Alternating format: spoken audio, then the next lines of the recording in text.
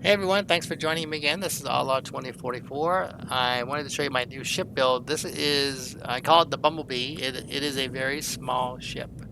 It has very little cargo space, but it packs a punch and it goes really fast. And if you take a look at the top speed and the mobility, it kind of max out at 100. Okay, so let's go over real quick what the ship is.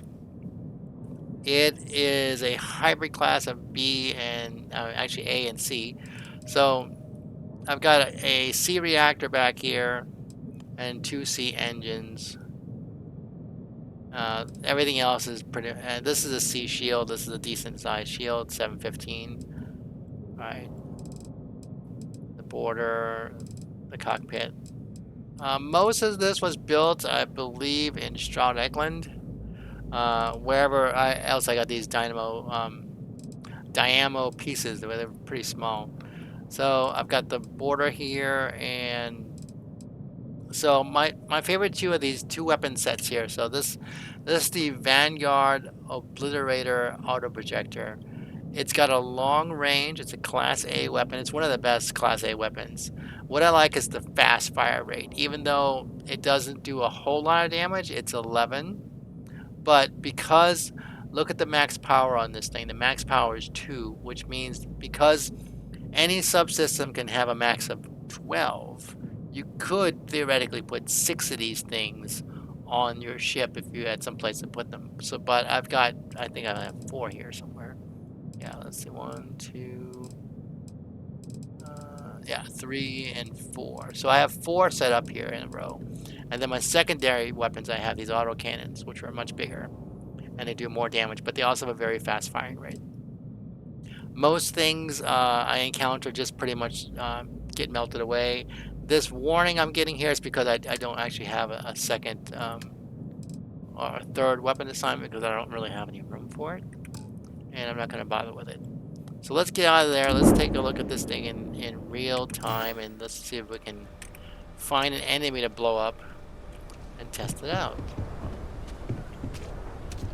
It was daytime a second ago, right, when we walked in here? Jeez. Alright, so where's the ship? Okay. See, look, it's pretty small.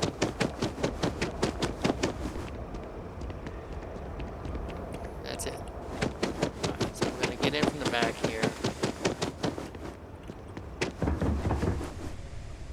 Hop in the cockpit. And we're gonna go take off and find somebody to shoot at. Liftoff looks good. All systems nominal.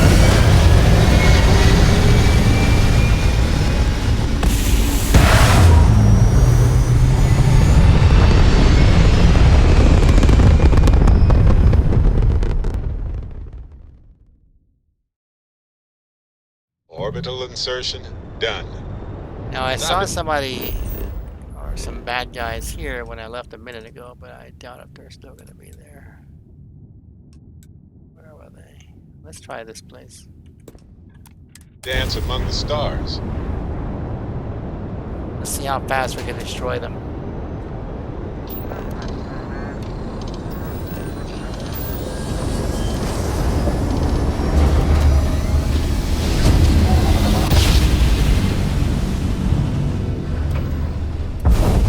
Grav drive spinning down. Systems green. Come on, somebody show up.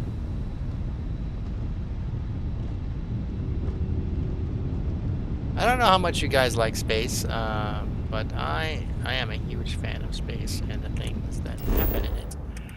One of my very favorite things is exoplanets. Exoplanets is basically what would be a planet around a different star. Like these are considered exoplanets. And in recent years, we have discovered well over 5,000 of them. Now, with the new James Webb Telescope, we haven't been able to see anything. We can't directly image these things because they're just too far.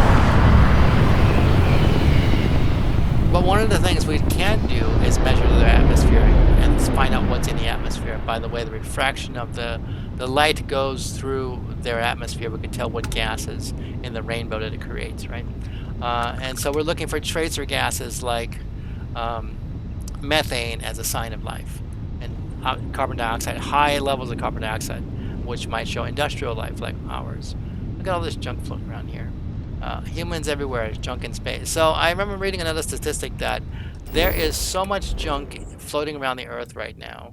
It's like 50,000 pieces of trash, basically from all the different missions that sent up there. But getting hit by it is pretty slim because the space is pretty vast. But even though they're flying around at huge speeds. Alright, come on. Somebody show up. Really? One of the most interesting planets right now that NASA is eventually going to send a mission to go look for life is, I believe it's Enceladus, which is a moon of Titan. We thought it was just a frozen ball of rock at first, but then I think Cassini went by and noticed that it was shooting out a plume of water. And so they changed the mission. Nice Cassini job. flew through it, Right on target. and it found protein markers that could represent life. And so we don't have a way of getting down through, 8 miles of ice, but it is a very interesting find, and hopefully we will go back there and find something. Yeah, one of the things about space that they say that the reason why we haven't met anybody yet is there are several theories. Smooth jump. Nice work. Am I showing up yet? Come on. Where's the Challenger? Come on. Jeez. What happens is I'll wind up jumping out, and because there's nobody here. But as soon as I try to jump out, they'll show up, which is annoying. So I'm gonna wait a second or two. Oh, what was I saying? All right. So life beyond our own, right? So there's a couple of theories. One I believe is called the Fermi paradox, where basically that civilizations have a finite amount of time to be alive, basically. They either run out of energy or they destroy themselves with their technology. And that we are either at the very beginning or the very end of the universe, the oceans of space. why we haven't really seen anybody. Which I don't think is the case. Oh, what's this? Oh, not that again. Alright, no, I've seen that many times and it's boring. If you do happen to go there, there is the ship in Schrodinger. Find the calendar. If you go find this ship in this system, be sure to load for bear, because I'm just gonna tell you, remember the movie Aliens, all right? And we're gonna that's the only warning I'm gonna give you. All right, let's see, where are we going? Let's find a different place. How about that one?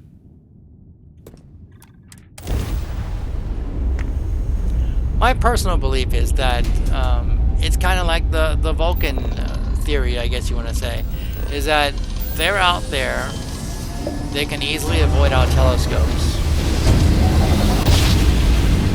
and they're just kind of waiting for us to One instant, figure out how they stars communicate, or rearrange. basically create We are here. their version of the telephone. Oh, what's this? I don't know what that is. It's a station. I don't know. It's not going to be anything to encounter here, that's for sure. Alright.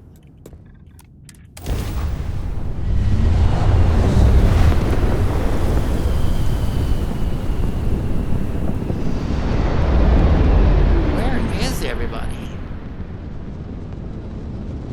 You're usually jumping out at me. Restart Voyager. I was like a pick a fight with the Freestar and did not save the game. My companions be all mad at me. Alright, so let's try this.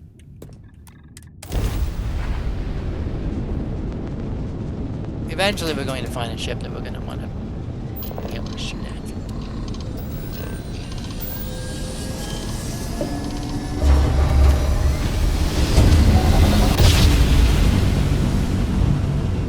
Jump complete. Normal propulsion restored.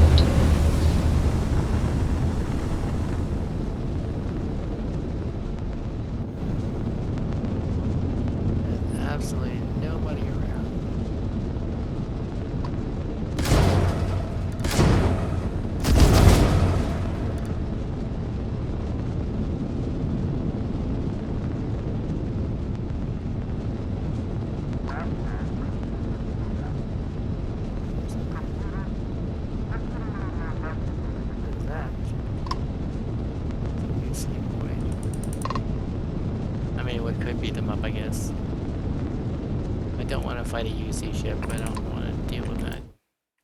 Alright, so let's do this. Let's do one more jump, and then we're gonna end this video because it's just getting too long with no thrills. Come on, even though I know you guys are fascinated by space and love the topics I talk about.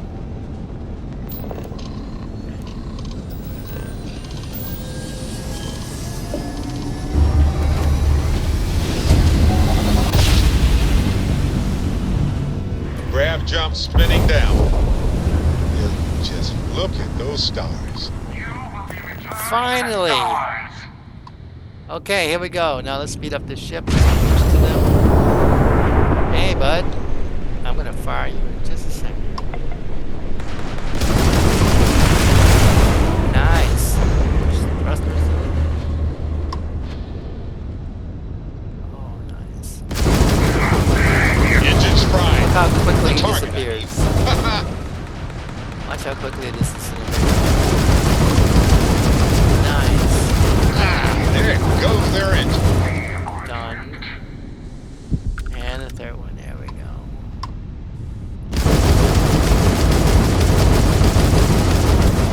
Target's engine is down. Now Nice. that was sweet. Alright, so there you go. A demonstration of the Bumblebee. A very small, compact, very powerful ship that will just take things down super quick. Hey, thanks for watching. Subscribe to the channel. I'm thinking about putting more tidbits of space, talking about them more. If that's what you guys want to hear, or let me know in the comments. Thanks a lot. Have a good day.